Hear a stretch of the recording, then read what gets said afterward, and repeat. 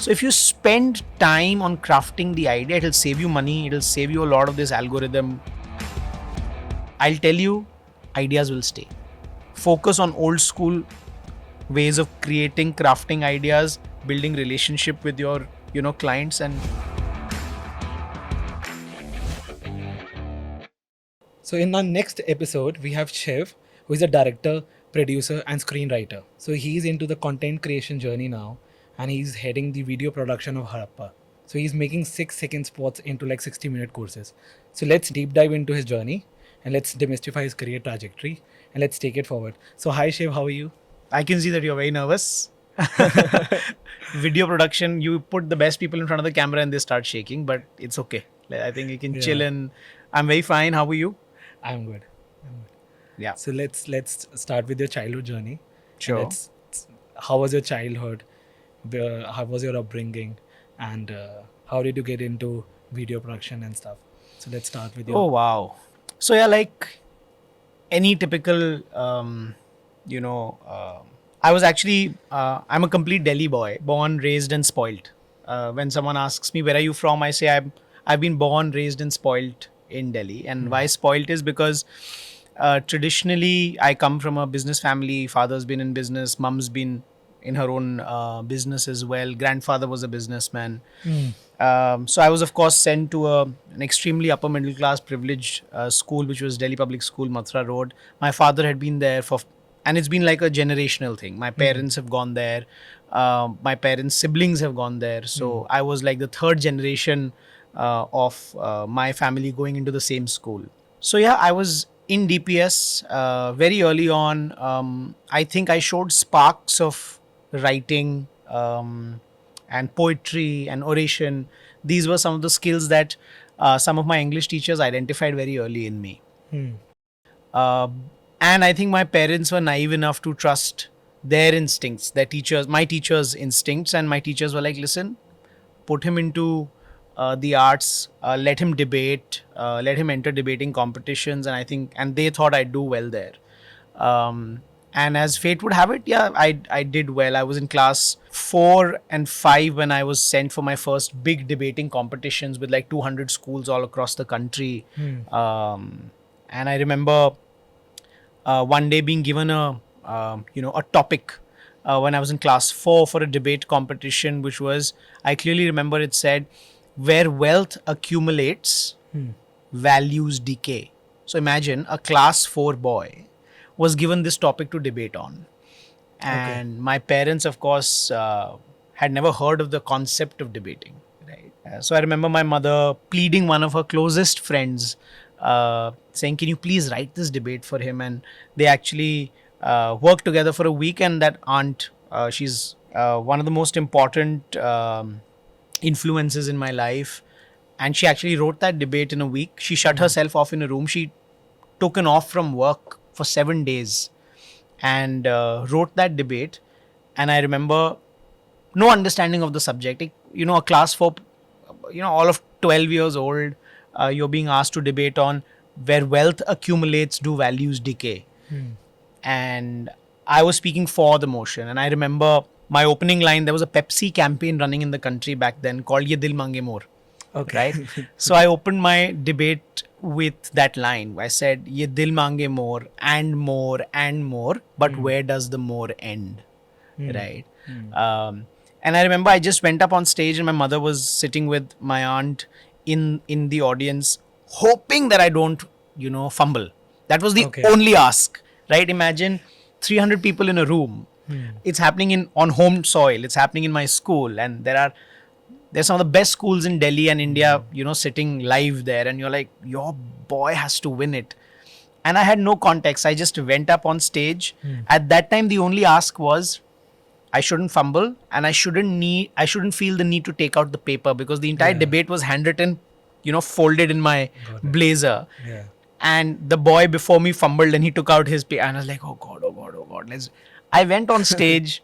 It's relatable. Yeah, I went on stage and I don't remember, I just blurted it out and I came back. And an hour later, when everyone had done their spots, Mr. Salman Khurshid, who's, a politician as well, also a member of my school, an alumni of my school, he went up on stage and he said, he announced the consolation prize. My name wasn't there. He announced the third prize. My name wasn't there. He announced the second prize. My name wasn't there. I was like, gone.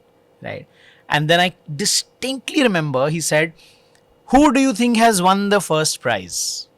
And imagine in a room full of 250, 300, 400 people, everyone shouted, Ye dil mange more. Okay. And my mother was like this, I was like this, and everyone was like that. And I realized that I've been asked to come on stage to collect the prize, and I won the debate. And then the next year it happened again, Okay. right? And yeah, that is. And the second year, the topic was where nurture shapes nature, Okay. right? That year also you win. That year also I won, Okay. and I think that is the defining sort of moment where my trajectory was almost decided. So that was class 4. That's And very proactive. Usually this doesn't happen. yeah, Because at like in class 6th or 7th or like class 4 or 5th, you don't know about your career. Like, so yeah, I honestly don't think I had decided to make a career in that, in let's say the arts and the media space. But as I said, I think my parents were very naive and they were very trusting of the teachers, right? And they said, my teachers pushed me into this, right? And I remember, and English teachers have their way of words, right? You not expect this from a math teacher, for example. Nothing against math teachers, but English teachers have this little sway over the parents because the way they talk, the way they conduct themselves. And my parents were naive enough to say, okay, listen, you know the best for my child, and I'll agree with what you're saying. And next year there was, I think I was scouted by a Doordarshan producer in those two debate competitions, by someone called Mr. Narottam. And he one day called me out of my classroom in school when I was in class 6. I'd graduated to the senior school and I was asked to come outside. And they were like, okay, listen, why don't you say a few words? They just shoved a camera in my face with a mic and they said, why don't you say a few good words about the school? I didn't have a script, I didn't have anything, and I just blurted what I felt. And a few days later, I get a call saying that, listen, we want you to come to the Ashoka Road office at the Doordarshan office, which was India's, biggest channel back then, just for a test. And one thing led to another, and I ended up actually anchoring a show called Meri Baat on national television for quite a while. Yeah, that happened, and I started doing well. I started enjoying. So, I think 3 days every 3 days in a week after school, I would actually go to the Ashoka Road office at Doordarshan and deliver these programs, and the exposure was insane. Then I think the biggest break in this space actually came when India and Pakistan announced a peace train project. It was more like a dialogue, which they wanted to get children involved in, which they called the Peace Train project. I think there as a part of that project, 25 kids were supposed to come from Pakistan to India, and 25 of us were supposed to go from India to Pakistan. Of course, that journey from India to Pakistan didn't happen because, if I'm not wrong, I think there was a Lal Masjid attack during that time. Early 2000s is what I'm talking about. And yeah, and I was a part of that. I had the sheer luck to cover that for about 10 days. Lived with APJ Abdul Kalam in the president's house. Had a contingent of 25, 30 people from Pakistan traveling with us, cultural shows. And that's the first time I went live on television for 2 hours. Or I think an hour, if I'm not wrong. Live from the Rajghat with a mic, with a camera, Delhi heat, and going live. I have no memory of the script. I was not even prepared. My mother didn't know that I had to learn a script. And they said, we roll in 10 minutes and you have to remember it by heart because we're going to go live. There'll be no cuts. I was like, I was not prepared for this. So I was like, just shut up and just go for it. That was what my mother said. And that's how it happened. Yeah. That was an amazing exposure. Superb. And yeah, that was it. So when you have to like choose your stream, when in class 11th and 12th, so there's like a buzz behind like someone take commerce or science. Commerce because there are like lucrative options, investment banking or private equity, because there's money behind it. Sure. So but you chose English honors from Bhagat Singh. So at that time, like what was your mindset basically? Yeah, so taking English honors and then thinking of a career out of it. So Because these are like very general questions. Like these days, Yeah, so I think there's all these lucrative options, etc., etc. I'm talking about 2007. I'm almost like, you realize it's about what, 17, 16, 17 years yeah, ago, yeah. right? Um, I at remember. that time, I think the idea was very simple. If you score well, if you're an academically bright student, take science, become a doctor or an engineer. If you're okayish, take commerce, become possibly a CA or a BCom, do that. And if you're really good for nothing, take up the arts, right? I took up science because I was a relatively bright student. I was also involved in a lot of co-curriculars. I was doing football, debating, just a ton of other things. But I was clear that I don't want to pursue sciences as a profession just because I was doing so many things. And my father was a guiding force. My father, I think, if I'm not wrong, always wanted to get into travel himself, Okay. have his own travel agency. But because of the fact that his father was running a business, it was just predestined that he'll inherit the business and be there, right? Even if you were not good for it. So he instilled this thought. Imagine him doing something that he hated every day, right? Even if it's his own father's business, he didn't enjoy it. And therefore, he was not very good at it, right? But as a result of that angst, I think that he carried, he was very clear with me. He was like, you will do what you love. I don't care how much money you make. I don't want to see a sad face. He has this quote. He says, heavens are not going to fall. So That's amazing. That's he says, amazing. heavens are not going to fall if you don't become successful at something. Heavens are not going to fall if, he says, you have a house, Yeah. big, small, doesn't matter. You will have our backing. And I understand that it's a privilege. I understand that I have a sense of privilege with the backing of my parents. Not everyone has that. But he says, do whatever makes you happy. He says, strive for happiness. Everything else will follow. So I had his backing completely. And he said, you want to do English? You don't want to sit for IIT? And I said, no. He says, go pursue English. He would be questioned. What will he do after? He says, he'll figure. Yeah. He's happy for the next 3 years. He'll figure. So that's how I got into English honors. And then again, I wanted to write. I went to Mudra Institute of Communication, which is now MICA, continued my writing journey, went into advertise. So it's basically one thing led to another, and the journey hasn't stopped. So let's talk about your first stint of advertisements. Sure. Like when you started writing, screenwriting. So how was that experience, and can you like tell the nuances of that? Sure. I got hooked, and I always wanted to be in advertising after, and I consider it is a very funny story actually. So the first time I actually spoke someone else's words were when I was 12 years old, when my aunt wrote that debate, right? The first line of that was an advertising line, ye dil mange more, right? Okay. I have a picture from my, I think, class nursery in school where there was a fancy dress competition and my mother had dressed me up like a hypermarket. So I'm wearing a white robe with products on me.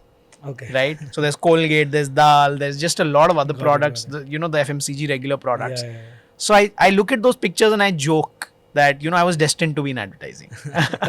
But yeah, I went to McCann. McCann was my dream company because I'd watched a lot of Mad Men and I wanted to be like Don Draper. And I thought that, what? It'd be like Madison Avenue, Madison Square Garden. Like I'll go walk in, work on the hottest projects. And I realized that it is nothing like that. You have to grind your way through. You have to do iterations after iterations of the same bloody line. My first creative director, who was this genius human being with words, and I'm sure if he's watching, I'll send the link to him. His name was Kanishka Vashisht Canvas. We used to call him. He actually said, "Don't just be a writer. Be a creative thinker."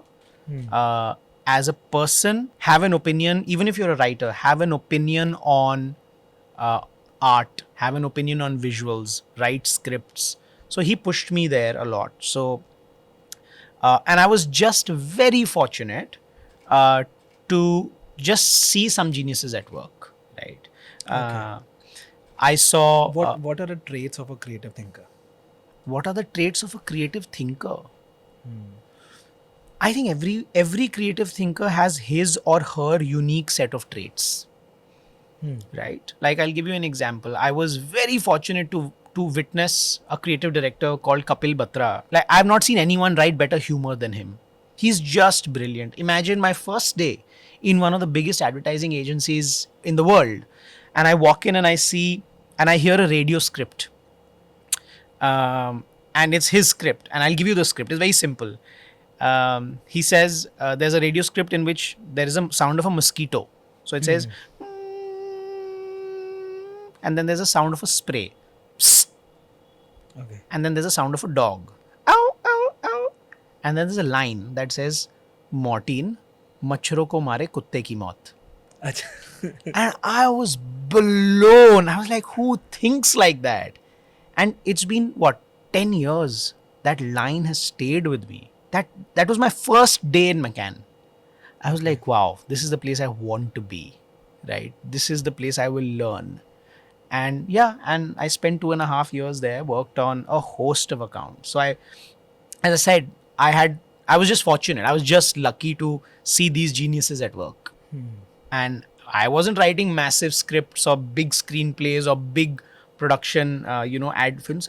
I was just watching them at work. How they would throw ideas, how they would just at the snap of a finger come up with lines and ideas. And I saw Kanishka, who was my first boss, someone like a Kapil Batra, someone like a Pratik Bharadwaj, who's now the chief creative officer of Low Lintas. I think he's replaced R. Balki. I worked at close quarters with him, and I was like, wow, just come in every day, just walk into this office and just learn. And yeah, 2 years I was working on Aircel, Nestle, a couple of other clients. You must have noticed, or like you must have been seen at that time that the ads that hit are the most uncertain ones. Like you never think about like this ad would hit or not. So how does that algorithm comes into play, or how the thinking mindset comes into play within this industry? Because with digital marketing coming in, Interesting question. So I actually would break it down into two parts, right? When I was in advertising, the whole idea of advertising was actually ideas. The whole industry was ideas first, right? You would go into, I've been in some really big presentations where ideas would win. There would not be a single slide on, performance marketing, this much money, this much data, target, ideas. And that's it, right? I think over the last 5 years, there's been this sort of shift towards digital marketing, targeted marketing, towards not creating brands but selling products. There's a Yes. difference, right? Yeah. I think I have seen some of the greatest people build brands, and then the product sales kind of automatically happen. But today, I think digital marketing is more focused on selling a product. So you'll see terms like consumer acquisition cost, click-through rate, and all of these things. Yeah. And somewhere in this, drum roll, I think the core concept of an idea has taken a back seat. And there was in fact an article by Piyush Pandey, if I were a singer, I would have held my ear, because, jab bhi guru, whenever you think of your guru, you hold your ear. So for most Indian advertising, he's actually the guru. So he said that agencies have stopped thinking ideas.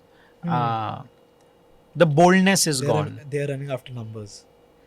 Yeah, because I think what has also started to happen is that the overall shelf life, attention span, consumer behavior is changing.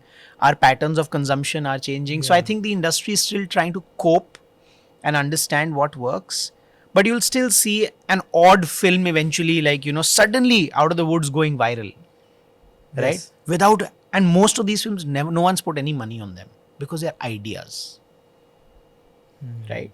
Give me one film, give me an ad that you remember. Give me 5 ads that you remember. There could be old ads, new ads, just any 5 ads that you remember. But any ad from your childhood that you remember. From my childhood. Or any recent one, like anything. I think that that finance with Sharan, Yeah. 1% Yeah. community. Yeah. That ad where he's talking about loans, Correct. where he's I remember that ad because I don't like now we consume content on Instagram and stuff. Instagram. No, I want you to think of TV, for example. TV. That's a tough question. Go back, go back, go Yeah. back. I'll give you an example and I'm 100% sure you'll remember it. Do you remember the Fevikwik ad where a guy comes in and sticks it on his thing and he captures fish? Do you remember Yeah, those I ads? remember. Why do you remember that? Like, you saw, as soon as I said it, there was a little smile on your face, right? Yeah. Do you remember the little tune that says, Jalebi? And there was a Dharaka ad. And there's also one more ad. Now I remember Fevicol one. जिसमें वो, if you remember that, there's like a wooden Yeah, chair yeah, which they put in the water. Correct. And I remember that ad. correct, correct. So what's the like? There, and that was a fairly recent campaign. It's Yeah. about 3-4 years. Narrative. What's Three, the four. narrative behind that? The narrative is that there is a sofa that keeps getting, or a chair that keeps getting betrothed from one generation to the other, and it has survived the test of time because it's made with Fevicol. So simple, So simple, yeah. right? There was a recent commercial in which a soldier from the Indian border and the Pakistan border at Amritsar, they are marching on. क्या चल रहा है? And then there is this guy's shoes that comes across and someone puts a Fevikwik and it gets stuck, right? And there's one more ad that recently, the ad of fog, I think. क्या चल रहा है? क्या चल Fog रहा चल है? रहा है. Fog चल रहा है. Imagine walking into a client's office, right? The client has paid you 2 crores annual fee, right? Yeah. To say, can you come up with an idea to sell my deodorant? Now, how the hell do you sell a deodorant? Smell is taken, spray is taken. It doesn't waste. It has 300 sprays, no gas. All of those propositions are taken. How the hell do you sell a deodorant on this one line? क्या चल रहा है? Imagine the kind of guts the agency people would have had to walk into their office and say, this is the campaign. And behind this, you can get any degree, any study you can do, but it's not relevant. It's not hitting the market. There are 3 things that I feel Yeah. that have changed. Agencies and clients don't stick around with each other for as long as they should, right? If you see, most great creative work has come with a very strong, long-lasting relationship between a client and an agency. So, for example, an Ogilvy and a Pidilite. So, Piyush Pandey did a lot of work for, Fevicol. It will be built on trust. If I offer you a solution and you're just one of the many vendors at my disposal, if I am one of the many vendors at your disposal, you will not buy my idea. But imagine if I behave like almost like a family member and I say, yaar, tu buy it, yaar, I'm telling you it'll work. You'll buy my hunch also.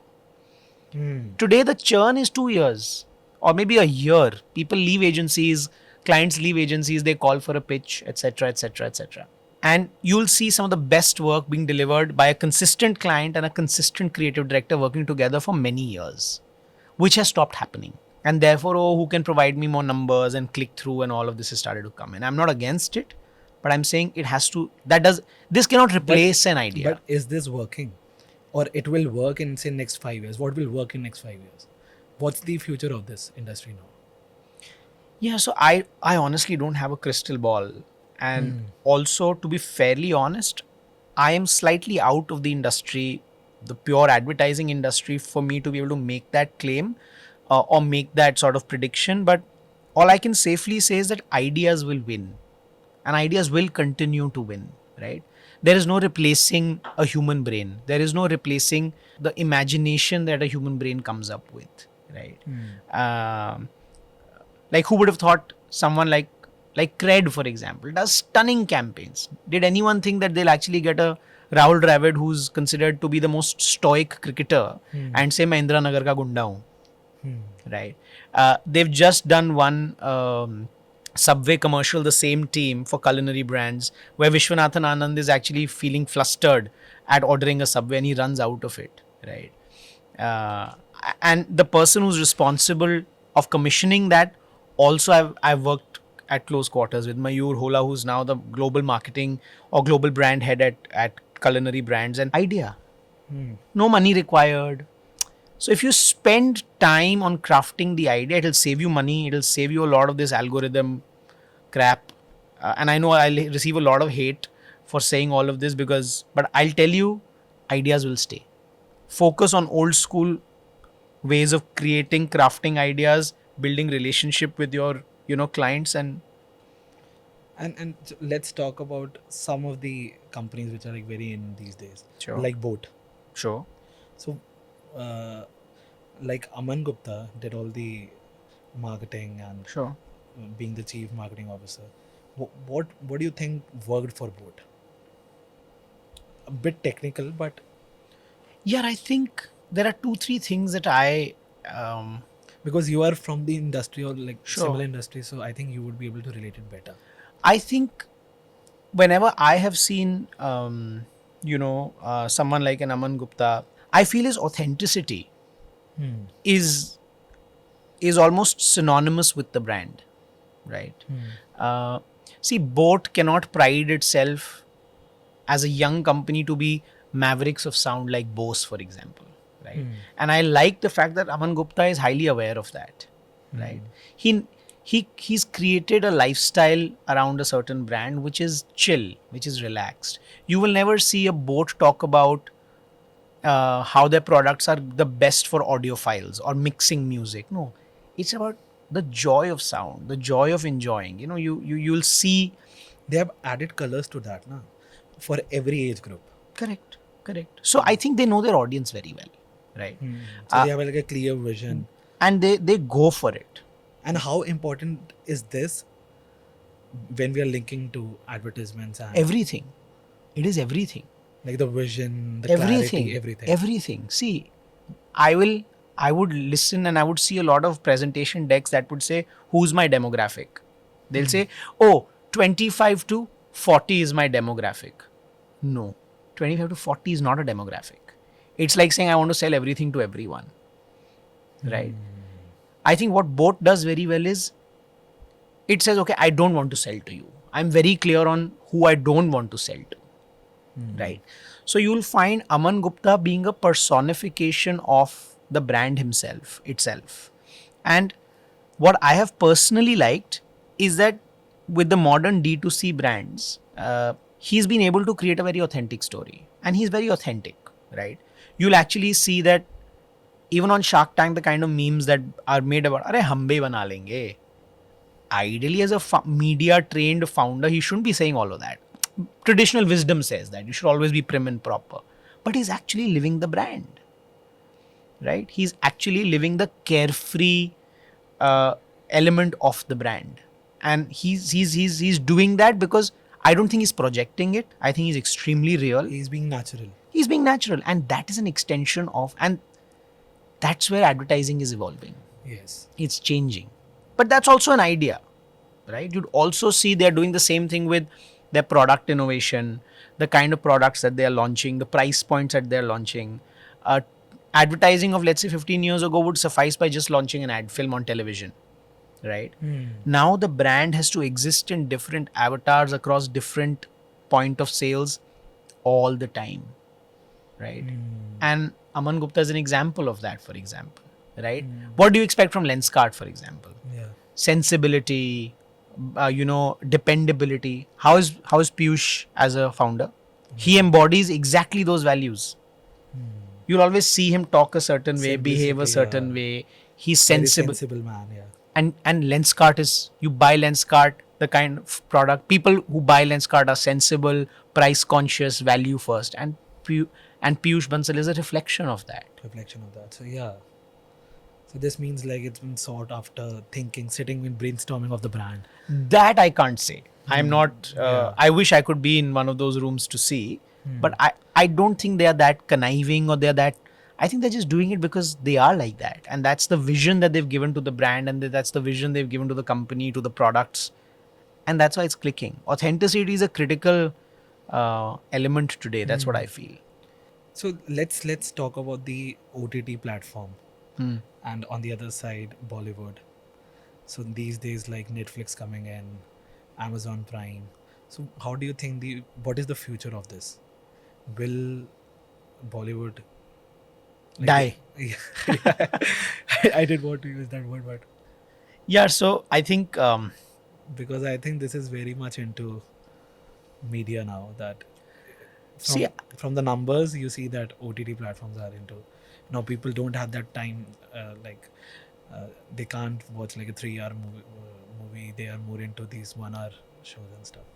but if you go to YouTube, there are enough number of 3 hour, 4 hour podcasts that have millions of views. So that's technically conflicting knowledge. What?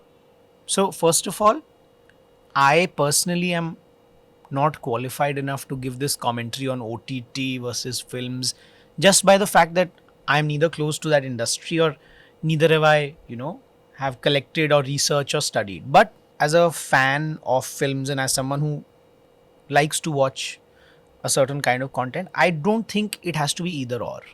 I don't think. The biggest mistake that most people make is by actually pitting them against each other, which is it's either OTT or Bollywood, right? I think there is immense scope for both to grow, right? OTT is still a slightly pricey product, so it's still for the privileged. Films, on the other hand, we are extremely underscreened in this country, right? My numbers could be completely off, but I think we have what about, if I am not wrong, not more than 6,000 screens in this country or 5,000 screens in this country. Imagine. So there is immense scope for both to grow. What I personally feel is how it may evolve, and it may, is that films will become more of events, right? Why do you think Hollywood needed a Top Gun to save it from crumbling? Why do you think Pathan and Jawan are being given these Gadar to? They will become events that people would like to go to. Got it. You also have to understand the experience is so different. I don't think they'll replace each other. There is still some joy in walking into a theater, that first, say Fox or 21st Century Fox or the logo, Paramount Pictures, or maybe Phantom or Color Yellow in India, or a Yash Raj or a Dharma. It hits you here, right? When a K3G ka track plays on na na na na na whatever, and you listen to it, it hits you. I don't think you can enjoy a Rocky ki whatever. What was that film? Rocky Rani ki Prem Kahani on OTT. It's big bang West Delhi. You'll only enjoy it on a big screen. Then it'll come, you'll watch it a couple of times, right? I'm a film school grad and I loved Ranveer Singh in that film. The energy, I need to see a 10-foot Ranveer Singh on my screen dancing for me to enjoy it. I don't think that OTT can supply. I think OTT will become like OTT is like reading a book. You switch off the lights, watch it in parts, fold the bookmark it ki I'll read it from tomorrow. I don't think they are at any risk to each other. Both have enough space to grow. So these days, this kind of career like digital marketing and getting into film schools and stuff, this career is very booming. Yeah. So what would be your advice to the youngsters? Because you have been into that part, you cracked that National Institute of Design. Correct. So how, what worked for you, Sure. and what would you recommend someone, or what would be your advice? See, I think when I went to National Institute of Design to study film direction as a discipline, I'd only made a couple of ad films at McCann, and I was very enamored and intrigued by the idea that I want to make ads, video content. Going to FTII, which is Film and Television Institute of India, was an option, but I realized that maybe feature films are not something that I want to do. I want to study video as an art form. So NID gave me a platform to study typography, design, color, textile, ceramics. I was in the middle of imagine it to be a heaven. I was like that. For me, I was like like a kid in a candy store. But what I would do differently would be that I would not take academics in classes so seriously, right? Even in NID, right? I took them too seriously. Okay. Right. For anyone who wants to pursue, although digital marketing and films are like completely different ideas, and therefore I can't give advice on both, but just do it. I feel that with how technology has evolved today, you are not far away from shooting on your own, editing on your own, creating on your own. Imagine you came into this studio, we have 3 cameras rolling, 2 mics, possibly really solid lighting. How much time it has taken us to set up? 40 minutes.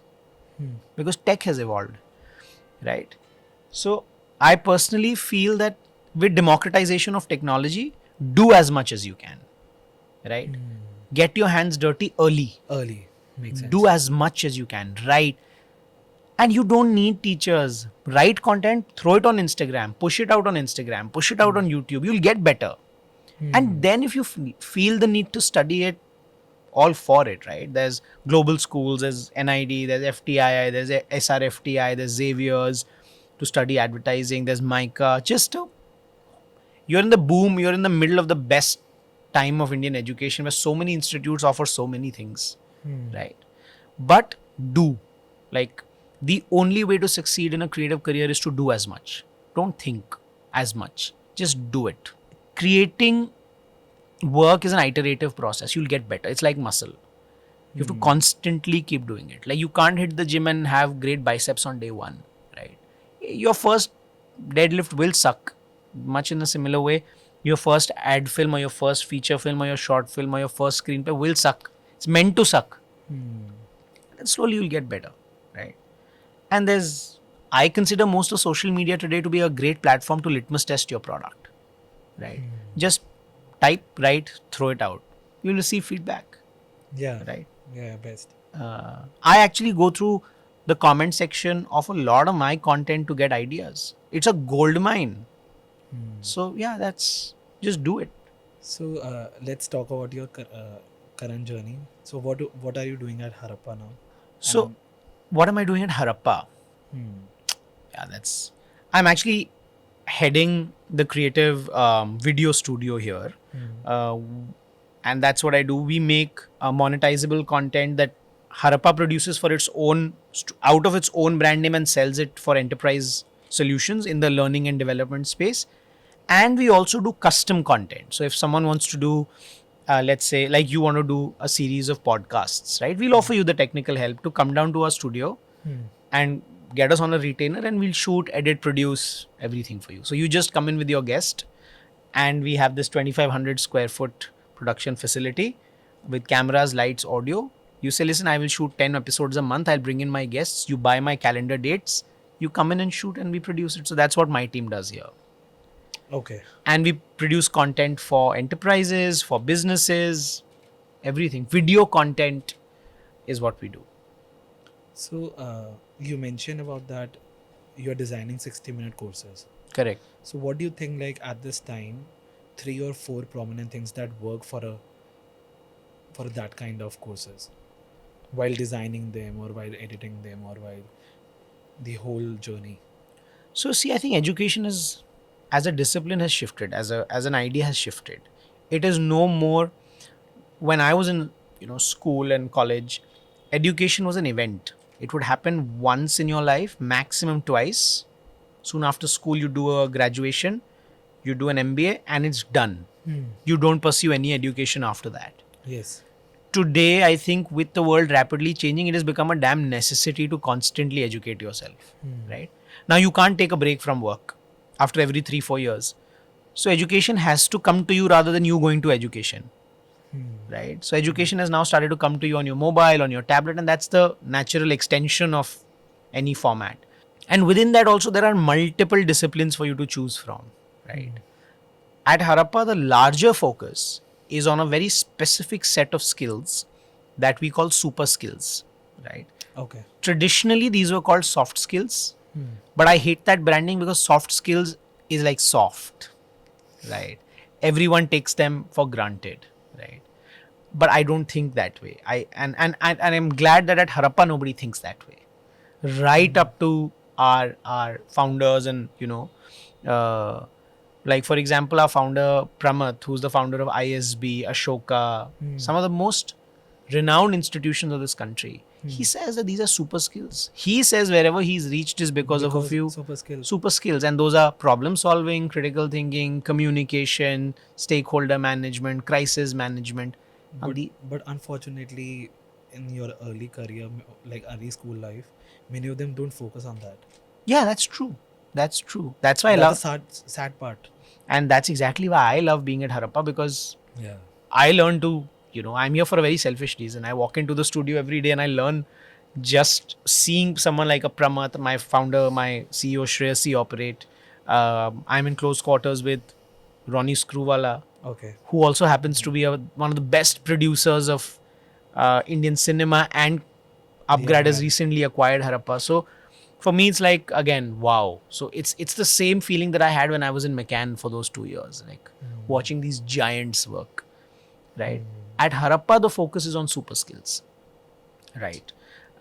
Or thrive skills, as we call them, right? Because the higher ups here believe that these skills are critical. Programming, coding, they are not at, no one's saying that those skills are not important. But Harappa's focus is on building, a solid base foundation on what I think everyone here calls super skills. So under super skills, you say that it's about people management.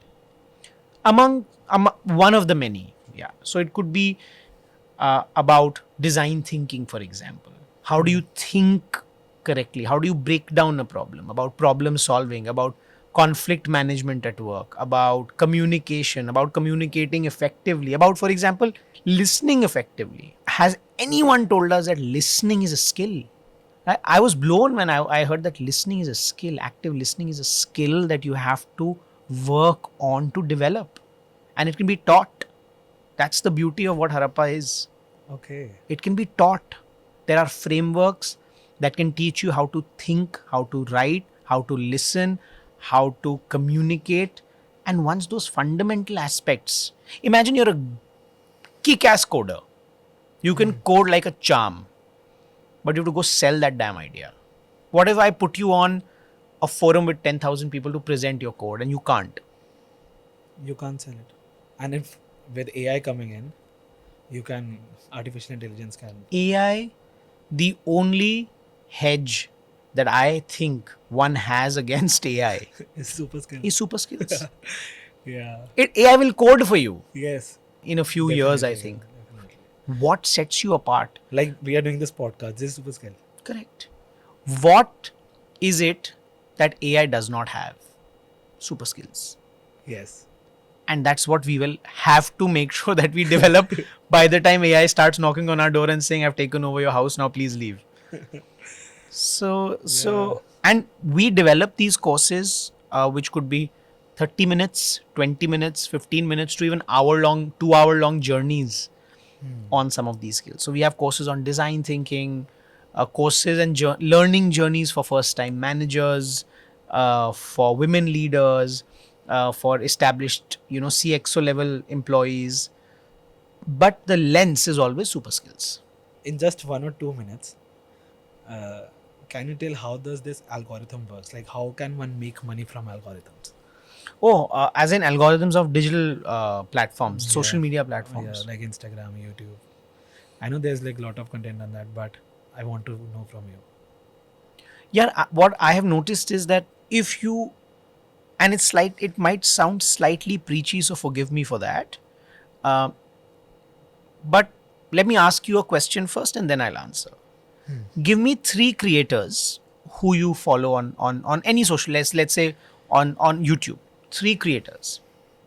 Jay Shetty, Okay. Ranveer Alabadia, Okay. Indian. So you have Jay Shetty, you have Ranveer Alabadia, Beer Biceps, and the Ranveer yeah. show. Yeah. And The other one is to give you a name is that first post. First Post, right? Yeah. Why do you watch them? So because I'm being a MPA student, master from public administration, I love geopolitics. So I listen to first post. I watch all the videos. So First Post equals geopolitics, For right? me. Yeah. Next. Ranveer Alabadia is like podcast. Because Equals I started podcast, and different podcasts. They're very diversified. So, but podcast. but podcasts, Okay. yeah. And the Jay Shetty is like more a spiritual content. Spiritual content, right? I started following him when he started writing. Correct. That's more when he was not into the podcast thing. So you've given me the answer to what it takes to crack an algorithm. Jay Shetty equals spirituality. Ranveer Alabadia equals podcasts and curiosity. And first post equals geopolitics. Right? They've categorically defined what they're good at and what value they add to your life. Right? They add value to your life. Right? Social media platforms are essentially, watering holes now. Right? Where beasts and animals, think of it like the animal kingdom. It's where people come to quench their thirst. And thirsts are of different kinds. Like my thirst is for entertainment. So I'd go to a Bhuvan Bam or an Ashish Chanchalani, and they're quenching my thirst. So I'll keep flocking back to them. Right? They're consistently putting out work at a certain quality, of a certain style. For you, it's the first post, Jay Shetty and Ranveer Alabadia, right? For someone, it could be Ankur Warikoo, for example, right? And then there are different formats. For example, Finance with Sharan. Really high value capsuled content in a minute. Consistently improving my life by making me understand taxes and finances, right? Look at, for example, I love Sarthak's Sarthak Ahuja's content, right? Talks so beautifully, so simply. He's making content out of the airport, wherever he is. The job of the algorithm is actually very simple, is to keep you on the platform. Any algorithm's job is to feed you content so that you stick to the platform. The algorithm will identify for you that this is the kind of content you engage with, and these are the kind of creators making this kind of content. Now, if a creator is not making that kind of content consistently, the algorithm will not put the creator forward, because it will reflect on the fact that you won't engage with their content. The algorithm's job is like genuinely like speed dating. Like they put you one against each other and say, do you like this one? Okay, great. We'll show you more of this kind. So I don't think there is a scientific way for a creator to crack an algorithm. And therefore, I feel always rely on the fundamentals, which is do consistent work, actually contribute to people's lives. And I don't mean this in an education sort of way. It's not that add people like value to people's life by educating them, by entertaining them. You're lightening someone's load. Yeah, someone wants to just, someone wants to, after a hard day of work, extreme hardship, someone just scrolls a reel and feels so great about watching, let's say, a Bhuvan Bam video, right? Or on a Saturday morning, I want to watch an Ankur Warikoo telling me about mutual funds, right? I have this habit of watching some finance related, investment related stuff over the week. So consistently produce work in a certain niche, be identified with a format, and I think the algorithm will pick you up, right? If you're too fussed about the algorithm or cracking the algorithm, I don't think most people would make it. So everyone has a unique style. A finance with Sharan is different from an Ankur Warikoo, is different from a CA Sarthak Ahuja, to, for example, Rachna Ranade, who's also a CEO on YouTube. Very different kinds, right? It doesn't necessarily have to be very highly produced also. Look at Physics Wala's videos. They are adding value. They're actually transforming someone's life, and people will flock back. So offer value through entertain, whatever's your niche of or genre of content, right? Offer value. And I think you'll hack the algorithm that way. Offer value, do it consistently, find a niche, and I think that's what for me is the secret to cracking the algorithm. I think majorly we are done. It was great to have you. Super.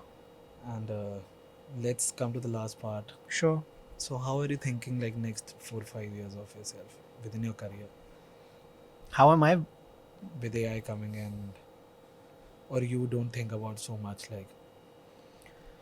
So, of course, with AI coming in, you think, of course, it's not that you say that I don't want to think about it, because if you aren't thinking about it, you'll become furniture, right?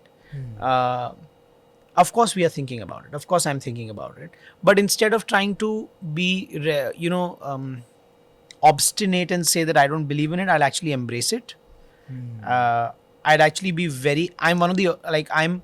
I consider myself an early adopter of tech. I'm happy to try out the newest phone. I'm happy to try out the newest mic, even if it fails. I'm happy to try out new softwares for editing. I'm not averse to the idea of shooting on a mobile phone and editing on a mobile phone. So that way, I'm not old school. So I will embrace it.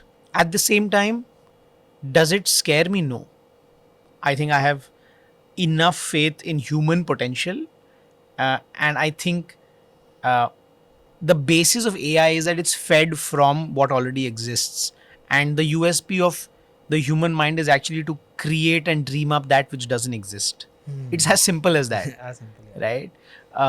And I may have to bite my own tongue, and swallow my own words back if suddenly AI becomes so evolved. But I'm ready to embrace it. I use my chat GPT on and off. I've The day chat GPT came out, I actually gave it instructions to write a screenplay. It sucked.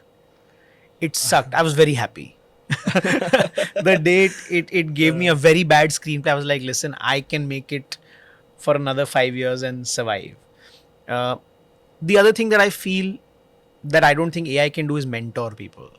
I have my team of absolutely smashing creative people that I am fortunate to lead, and I'm mentoring them and being mentored by them.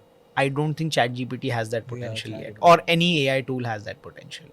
It can train, it can't mentor, right? Uh, and I'm using my Mid Journey, my ChatGPT, so I'll embrace it in my workforce, in my workflow, and happily so. There is someone has put their heart and soul into creating such amazing pieces of tech. I'll absolutely test it, use it, leverage it. If I'm not leveraging it and I'm slowing down and I'm not being efficient, I'm being an idiot. Yeah. But I'll use it completely. I'm very quick to jump on tech bandwagons like that. So thank you so much, and it was great to have a Super. I conversation with hope I you. was able to answer. Yeah, it was great. Thank you so much. Done? Yeah, Cheers, man. Thank you. thank you.